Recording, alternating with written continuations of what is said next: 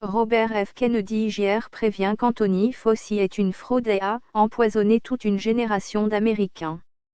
Ce message a été initialement publié sur Natural News.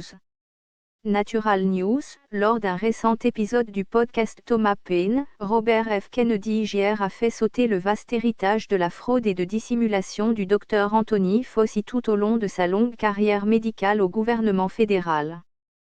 Kennedy a expliqué que Fauci a été un personnage problématique tout au long de son mandat de plus de 50 ans dans la santé publique, au cours duquel il s'est comporté comme un tyran et a ruiné la carrière d'innombrables médecins et chercheurs qui, contrairement à lui, étaient des individus honnêtes et honorables.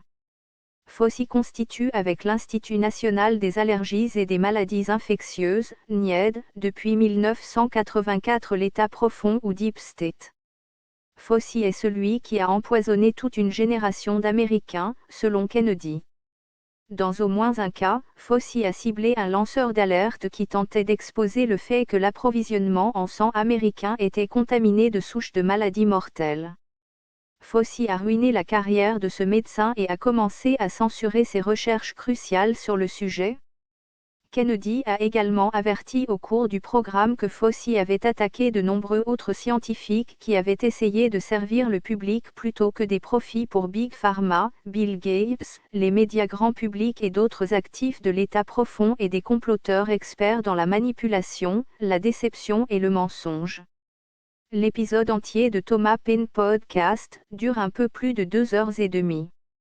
Assurez-vous également de consulter l'épisode suivant du rapport The Health Ranger dans lequel Mike Adams, le Health Ranger, explique comment les mondialistes comme Anthony Fauci utilisent la crise du coronavirus de Wuhan, Covid-19, pour tester la tyrannie sur le peuple américain pour leur faire accepter n'importe quoi. Anthony Fauci détient beaucoup de brevets sur les vaccins, prévient Kennedy.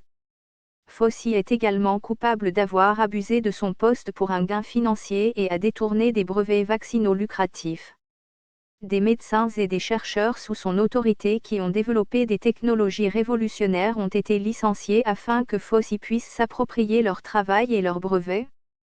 Tony Fauci possède de très nombreux brevets sur les vaccins, affirme Kennedy, notant que Fauci détient désormais un brevet sur une protéine spéciale à base de VIH qui aide à délivrer plus efficacement le matériel vaccinal dans tout le corps.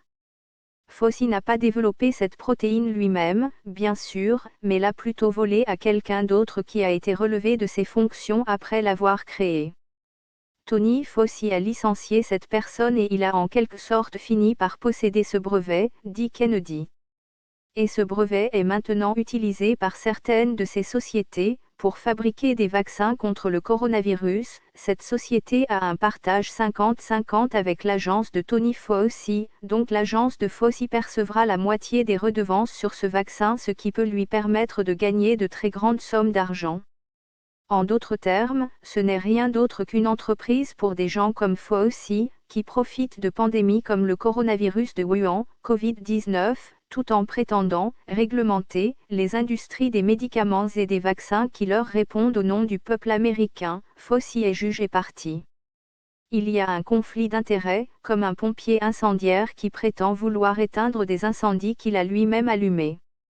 Cette agence ne défend pas le peuple américain, c'est une filiale de l'industrie pharmaceutique, avertit Kennedy sur le fait que le NIAID, le CDC et d'autres agences fédérales supposées ne sont en réalité que des entreprises privées déguisées qui travaillent pour les profits de Big Pharma pour générer des profits massifs sur le dos des malades et des mourants. Ces agences ne défendent pas les consommateurs mais les producteurs de médicaments. C'est comme demander à la mafia de vous protéger de la mafia.